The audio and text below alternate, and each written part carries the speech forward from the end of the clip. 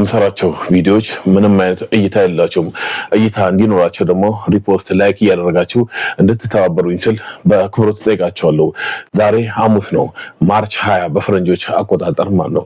ከእስራኤልና ከጋዛ እጅግ ልብ የሚሰብር ዜናዎች እየወጡ ይገኛሉ። የእስራኤል የንጹሃን ላይ ድብደባም ቀጥሏል። ዛሬ ብቻ ከረፋዱ ከሱቢ ሰላት በኋላ 10 የሚጠጉ ንጹሃንን ታርጌት ያደረገ የእስራኤል ድብደባ ተደርጓል። ይህ የእስራኤል ድብደባ በሚደረግበት ሳሌ ንጹሃን ራሳቸውን እንዲያተርፉ ምንም አይነት እገዛ፣ ምንም አይነት አላርም፣ ምንም አይነት ማስጠንቀቂያ አልተሰጣቸውም። ይሁንና 37 የሚጠጉ ንጹሃን መሞታቸው ተረጋግጧል።